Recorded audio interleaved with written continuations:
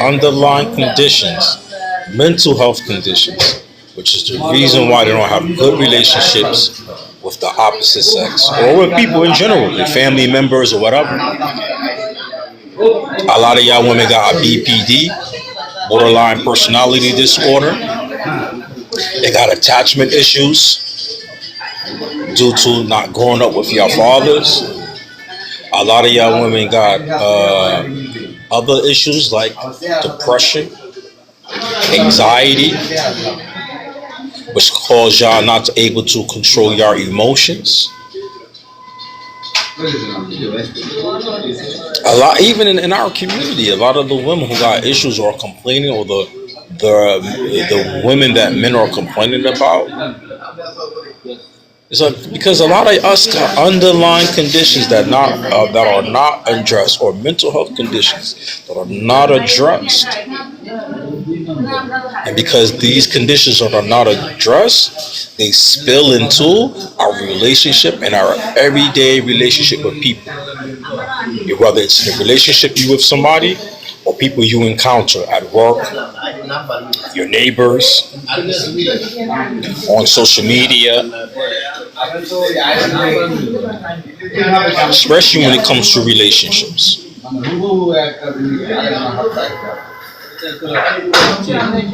Especially a lot of our women got emotional issues. I just got rid of this big burden, like a spiritual vampire, emotional vampire. Wants to drain all my time and focus on them and their emotional issues that they have, the limits they have in their life. But that person doesn't respect any of my boundaries. And then at the same time, don't appreciate it.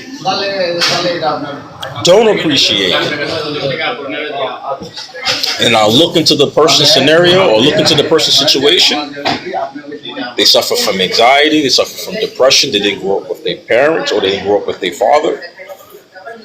They got PTSD. I forgot to mention that also. PTSD for bad description. And you're learning from it, interacting with that person, that coworker. So when you so this is go through your job training. They put you with somebody for you to observe what the person is doing. Likewise, when you have the husband in the house, the father in the house with the children are learning by observation from the father. BG, we learn many skills by observation. We learn many skills by observation. Even reading as a child. A lot of us what? That's why they tell the parent when the kids start learning to read to your children. That's what they tell the parents. You read out loud to your children. The children are learning to read by observation.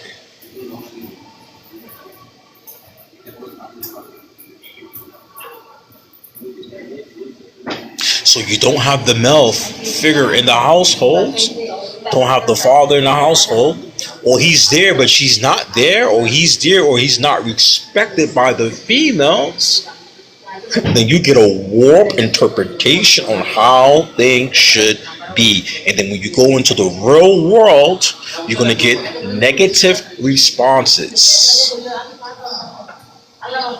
And this is why a lot of women got negative responses or outcomes from their relationships.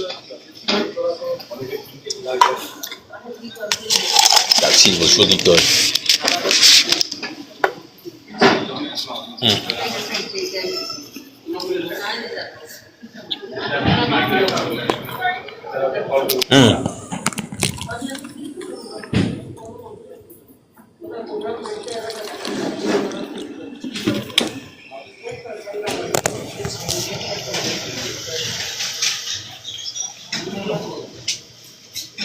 So it goes back to relationships. I was in the Middle East before, right? I was talking to some Arabs. I was in an Arabic-speaking country. In an Arab society, like most old societies, African, Asian, the root of the issue, you look back at people's family structure, it's no family structure. There's no family structure. It's the breaking down of the home. It's children born out of wedlock. And then the next thing is the government and the legal system who allow these things to happen. The government knows through its academics, right? Through academics, through the education system. We talk about sociology, psychology, through these academics, they know what happens in the statistics and the data about when people don't grow up with the two family members or the father in the house, what type of outcome is going to be. Right? They know about this. Where it's so they know so much about this, the YT folks in the government, not they are practicing things that family structure, because they know that family structure builds moral character, and that's what you need to foster a government or keep a government afloat. But they make sure they push this shit on black folks. They know through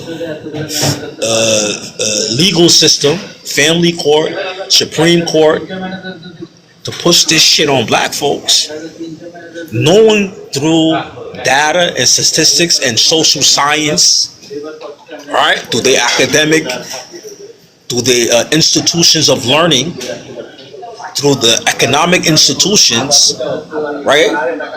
You know about two family members working, the kids most likely going to be more productive because they have more money coming in the home. But the single female household is going to lead the kid into poverty. Do you know this through social science, like economics, like psychology, like sociology, and all these things? But the legal system and government make sure they push this shit on black folks. I agree with you. What I'd like to add to that is I believe that from, let's say, 1955 to 1991, from Continue to happen. You know, when you look deep at it, like black folks, we can say, you know, the white man is the black people's enemy, right? But yeah, I would add, yes, the white man is the black people's enemy, but black people are the bigger enemy to other black folks yeah, because we allow this stuff to continue to happen. hmm I agree. See, white folks, sometime in history, they realize, hey, man, we can't enslave each other. hmm The Asian man, sometime in history, figured that out also. Even the Arab, right, who's definitely deeply part into a slave trade, right? Even amongst them own selves, at some time and point, say, "Hey, man," Arabs say, "We got to start and stop enslaving each other." Europeans say, "We got to stop enslaving each other." Black folks, we have a lot of self hate. We have a lot of internal issues going on, and I'm here internal is psychological issues. Like even something as simple. What's this? Kayla, the one with the girl who cook, right? And all the black women are hating on her. All that is just little evidence that black people, we are our worst own enemy. Even white folks, I see some white old man on TikTok saying he don't understand why women hate this lady, this girl who just cook, because she got natural hair. He says she's very beautiful. He don't understand where the hate is coming from, right? But you know, white T folks can't really talk on black folks. They can't fix our issues because they're part of the problem, right? They are definitely part of the problem. They created this environment amongst black folks. Whoever is psychological or trauma or dysfunctional cognitive issues that black folks have, they got it from white folks in this country, right? Through Jim Crow, segregation, slavery, so on and so forth, right? So they really can't help us in our issue, but I do recognize they share some of the problems, They share some of the reasons of the problems, and black folks we share